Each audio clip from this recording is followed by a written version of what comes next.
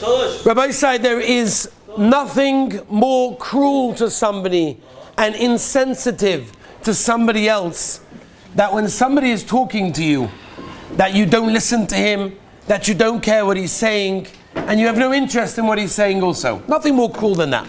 Nothing more insensitive to do that to somebody. Rabbi said, I want to start something, Be'ez Hashem, today, that will go on for a number of weeks. It's something that we did last year, that I heard from numerous boys in this yeshiva, that when we started this, it very much changed their perspective on this issue in a big way. I heard this from many boys in the yeshiva. You know, many times during the day, many times in our lives, the Rabbeinu Shalom talks to us. The Rabbeinu Shalom talks to us. He wants to talk to us. He wants to tell us things. He wants to have a relationship with us. How insensitive, how cruel is that? If we say we're not interested, we don't hear it, we don't care about it, we're not listening. One of the gewaltige kashas that many people ask on the Aseres HaDibros is the following. One of the Aseres HaDibros, Hanoicha Hashem Elokecha Shahoitzesichem Eretz Mitzrayim, the Rabbeinu Shalom took us out of Mitzrayim. Many people ask the question as follows. Shouldn't it really have been Anoichi Hashem Elokecha, I am the Rabbeinu Shalom who created the world? What's Yetzias Mitzrayim? Yetzias Mitzrayim is something that happened to have happened many, many years after the creation of the world. Should we not have started and had one of the 10 commandments, the Aseres HaDibros, one of the blueprints of the Torah is simple, being I am Hashem who created the world. What's Yetzias Mitzrayim? It's an obvious question that many people ask when they go through the Aseres HaDibros, and the answer is as follows. This answer is brought to you by the Rosh in the Orchos Chaim. In the Orchos Chaim, the Rosh says this question and he answers like this. He says, because if the Aseres HaDibros would have started by saying, I am Hashem who created the world, then a person could have made a mistake. What would the mistake have been? The mistake could have been that a person could have said, well, the Rabbeinu Shalom created the world, and that's it. Stopped there. No longer does the Rabbeinu Shalom continue to look at the world and run the world and be busy with the world. So what do we say? We say, Zog the Rosh, that we say the Rabbeinu Shalom, of course he created the world. That we know. You open up Bereshis, you know the Rabbeinu Shalom created the world. Oh, but the Rabbeinu Shalom cares about the world. The Rabbeinu Shalom is running the world. Every detail in this world that happens is because of the Rabbeinu Shalom. Therefore, Zog the Rosh. That's why the Aseres HaDibros says, I am the Rabbeinu Shalom, Anoicha Hashem Elokecha, who took you out of Mitzrayim. Yetzias Mitzrayim is the greatest act of Hashgacha Peratis, the greatest act of the Yad Hashem, of the Rabbeinu Shalom looking down at the world, running the world constantly. Zug the Rosh. That's why the Aseres HaDibros says what it says. There's a Gemara in Chulim, Dav Zayin Amud Beis, where the Gemara says that there isn't a person in the world that would even stump his finger. You hurt your finger. Unless it was a Gezeira from the Rabbeinu Shalom. That means, Zug the Gemara, Zug Chazal, every single thing that happens in the world, everything that happens to us, from the biggest thing in the world to the smallest, minutest action, is because there was a Gzeir in Shemaim, it was decided, it was paskined, and it happened. That is what it's all about. Rav Avigdor Miller Zatzal asks, almost every parish in the Torah, I don't know if you noticed this, but almost every parish in the Torah begins with a V. There's a Vav there. So Rav Avigdor Miller, what's Pshat? Why is there a Vav there? A Vav is almost like an and, because there's a connection. And one parasha leads to another parasha, which leads to another parasha, which leads to another parasha. So Rav Avigdor Miller, everything that happens in our lives, whether we recognize it or we don't recognize it, is from the Rabbeinu Shalom. The Hashgacha Peratis that goes on in our life is mind-boggling. And I remember doing this last year with the guys. We discussed this, and maybe we'll discuss some of the same things as well. And we asked the Olam to write in emails. Believe it or not, emails. And the Olam did. And we got emails in. And we read them out. Over here on a Sunday morning, we read out the emails. And I remember so many times. I remember even going on a trip, we were hiking somewhere. And one of the guys came up with something like, oh, look at the Hashgacha Peratis that we... I'm like, and he said that, isn't it amazing? Like now I'm realizing it. Like it happens to me all the time. But you never thought about it. So many times the Rebbeinu Shalom is talking to us. He wants the relationship, but we have to talk back. We have to hear it. We have to understand it. You know, emunah is one of the most fragile things that we have. It's a very fragile thing. The Chofetz Chaim says, B'soif Yomov, at the end of days, right before Mashiach, it's going to be so difficult. The Chofetz Chaim brings a moshel. We've said it here before. The Chofetz Chaim says it's like a rope dangling down, saving someone who's drowning.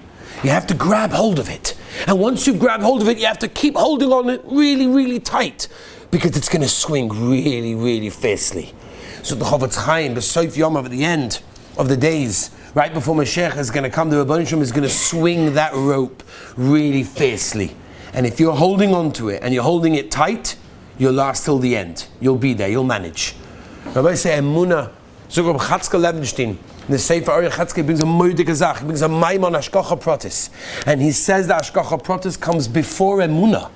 Because once you see the Yad Hashem in your life, once you see how the Rebbeinu Shalom directs everything that happens to you, then you can have emunah in Hashem. As there's a Reb Chatzkel, there's a Medrash Rabbah. The Medrash Rabbah tells us that Reb Shimon Bar Yochai, when he left the cave, he saw a man hunting birds, and Reb Shimon heard a voice from Shamayim decreeing which bird would be captured and which would escape the hunter. Zuk the Medrash, we see that exactly what the Rebbeinu Shalom wants a person to hear, what it wants a person to see. Everything is Hashgacha Peratis. Everything is with a minute detail. Famous Ma'aser with the Heilige Baal Shem Tov. The Baal Shem Tov was sitting with his Talmidim in this field. They were learning Torah. They were coming closer to the Rebbeinu Shalom. And all of a sudden a wind came, and it caused some of the leaves on a nearby tree to fall down and land very close to where the Baal Shem Tov when his Talmidim were. The Baal Shem Tov told his Talmidim, he said, you should know that this wind was for the benefit of a worm that was sitting at the edge of a leaf, and the rays of sun were beating very strongly on him. And the worm screamed out to the Rebbeinu Shalom, and the Rebbeinu Shalom sent a wind to blow some of the leaves to the ground, including that one, to fall directly over the worm, so he should have shade. As little as that. So the Baal Shem Tov, you have to look even at that. The smallest leaf that falls down from a tree is Hashgacha Peratis, is the Gzeira from the Rebbeinu Shalom, because everything has a reason. Everything is put into the world for a purpose. You know, it's interesting, and many people ask the kasha, why don't we teach emunah in schools? Little kids, they don't really have classes on emunah. They don't. Maybe they should, I don't know, but they don't. It's not really in the system of the school regular teaching, and it's not part of the regular schedule of a school. Why not? Why isn't emunah taught? And the answer, the Gedolim bring this down and they all talk about it, is simply because you don't teach emunah, you acquire emunah. Emunah is in fact, Rav Wolbe in Ar Ali Shor brings down as well. Rav Wolbe says emunah is not something that you just pick up. It's a midah, it's a character trait. Just like a person has gaiva, just like a person has kas, it's a midah, it's a character trait. There's a midah called emunah, and it's something that a person has to acquire. It's a very, very important thing. In fact, it's brought down. Reb Michal Yehuda Lefkowitz brings as well that he says that the way that a person can have chizuk in emunah, how can a person be mechazik his emunah? So many people want to have chizuk in emunah. You know, sometimes a person goes through a situation and his whole emunah comes crumbling down. Where's the Rebbeinu Shalom? What's he doing to me? Why is this happening to me? How do we mechazik ourselves so when we get into such a situation, we automatically know, Rebbeinu Shalom, you have a plan. We don't know what it is. We don't even understand it. But we know that there's a Rebbeinu Shalom, and we know that everything's for our good. Kol da'ovid rachmana letav ovid. And therefore, Zukra Michal Yehuda Lefkowitz, the way to do it is by studying and understanding the Chumash, he says, with the Ramban of Hashgacha Peratis of Yitzias Mitzrayim. Yitzias Mitzrayim and looking at Hashgacha Peratis of the world can make a person chizuk in emunah in an incredible way. In fact, we have it in Rochama Shein, when she moved from the Mir in 1938, and she moved to America. So she came to Reb Hashgacha Levenstein, the Mashgiach of Meir Yeshiva, and she said, I'm going to America. Now, America is not the greatest place if a person wants to work on his emunah. There's lots of things, there's yitzharas, there's distractions. What do I do? What am I going to do? 1938. What distractions do they have there? What am I going to do? I'm going to America. What can I machazik my emunah? So Rabbi Chatzkel said a moedik azach. He said, you've been learning in the Mir, you've absorbed so much kedusha, so much tahara, you've gained so much. The only way to keep it is learn Hashgacha Peratis of every detail in your life. Zug the Mashkiach of the Mir, Rabbi Hashgacha Levenstein, that's what you have to do. The only way, Zug Rabbi Hashgacha, to keep your Torah, to keep your emunah strong is this. Is Hashgacha Peratis. Is to go through your life and recognize everything the Rabban Shem does to you, how he directs to you, and everything else. In fact, when Matisyahu Shlita, also in his Hakdama, his very first sefer, brings down the way to convey emunah to our children. Not only do we want it for ourselves, we want it for our children. So with Matisyahu, how do we do it? By looking, demonstrating, and remembering and highlighting the Hashgacha Peratis that we have in our lives. And it's so often that things happen that we have to recognize the Hashgacha Peratis. Rabbi says so many times in our lives, things happen. Small things. They don't have to be these unbelievable stories, wow, that make the Rabbi Pesach Krohn books. It could be small little things. I woke up and I went to Chef in the afternoon because I needed something ben Astorm, and I met a guy and he invited me for a Shabbos meal this Shabbos. Not a big deal. But if I wouldn't have gone, I wouldn't have met him. But that's Hashgacha Peratis. Now when we start noting these, when we remember them, when we highlight them, it changes our perspective in life. And that's when something difficult happens, when something, with a trial or tribulation, when things go tough in life, and we wonder why we're so accustomed to directing our brain, channeling our thoughts into, there's a Rebbeinu Shalom, there's a plan, there's a reason, there's Hashgacha Peratis. I'll just tell you 2 Mordechai Maisas, and then we'll end for today, because we're going to do this every Sunday, Be'ezus Hashem, and I really believe that this is going to change so much of your perspective of life. Famous Maisa, I love this Maisa, I've said it so many times, but this is one of my greatest stories of Hashgacha Peratis that we all love, and we've said this and we all know this story, but it's Gavaldik. The 2 Heilige brothers, the Heilige brothers of Meilech and Reb Zisha, were wandering, and they did many times, a self-imposed exile. They used to put themselves in Golus.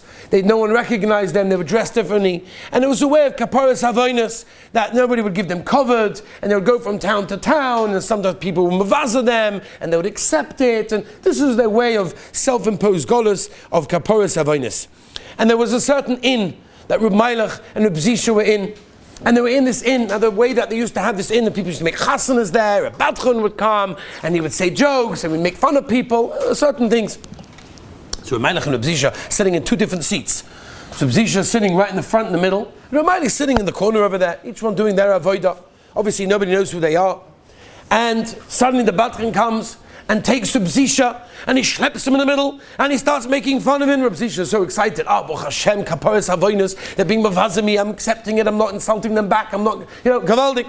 And then they start beating him, and everybody's laughing. Who's this beggar? What is he? What of it? He's come to get food. It was the derech that all the beggars in the area used to come in and get food. So he used to do that, and he got it, and then eventually they shoved him back to his seat.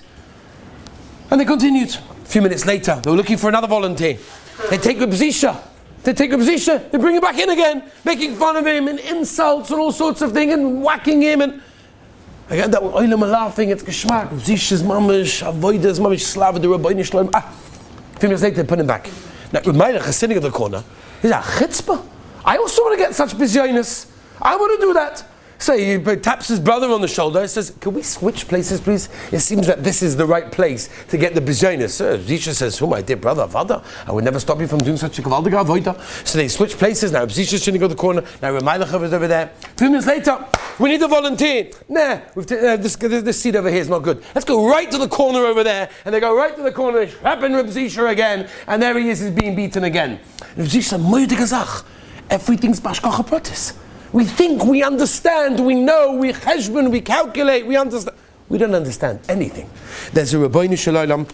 He runs the world, and he understands that everything is for our best. We don't always see it, we don't always recognize it, but we have to realize it's there. And let me just end today with one Gavaldige Maisa. This one is actually from Rabbi Pesach Krohn, but it is so Gavaldik. And we've got so many, and I've got some emails from last year which I actually never read out, which I'm planning to read out as well, and I'm hoping that you guys are going to join me and also write me some emails, and hopefully we'll be able to bring them in the shir as well.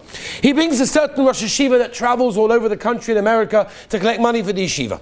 And he was one time collecting in New York, and he became ill. He felt terrible, his chest got tight, his breathing got difficult, he didn't know what to do, but he always knew that he kept the number of his doctor, because he knew that he always had these issues every so often, so he keeps the number of his doctor on the back of his phone to make sure that if any situation, he's going to call the doctor. So he manages in his weak state to get out his phone, he dials the number, he calls, and they answer the phone. He was so excited, Baruch Hashem, otherwise if the number was busy, who knows what would be, right? These things are a matter of seconds, who knows what's going to be. He wanted to find out if it's dangerous, not dangerous.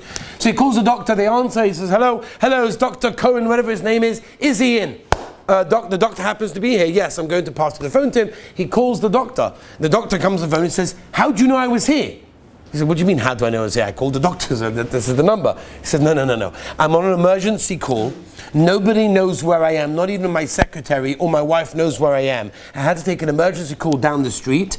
How did you get to me? How did you know where I was? How did you know my number? He looked the number that he called. It wasn't the same number that was on his phone. He got a mistake. He made a mistake with the number. He called a different number. He misplaced a digit, but that was the right digit. And he ended up getting to the doctor. The doctor told him to go to hospital. It saved his life. And he said, there's no shaila. The doctor said within a few more minutes, he would have got a heart attack and it would have been to the point of no return. If that doesn't show you Hashgacha Peratis, what does? Rabbi Isai, I would like to ask the Olam to join me in this. And not only send me emails, which I'll give you in a moment, but also record your own. Record your own Hashgacha Peratis. Make a page on your phone, make a piece of paper in your pocket, and start going through the times in life where you see the Rabbeinu Shalom's hand. It can change everything. Change your perspective in life, changes your emunah. It's mechazik your emunah for the future, which is the greatest tool you can ever have. I ask the Olam, please, but all of you are sitting here, those of you listening on Torah Anytime, listening on Spotify, whatever it is, send me an email. raw@beisdavid.com, BEIS, Guys, please, raw@beisdavid.com. Send me an email. Next Sunday, Mitzvah Hashem, we're going to read these emails out here. We together are going to be mechazik our Hashgacha Peratis and Amun and the Rabbeinu Shalom. Have a wonderful week.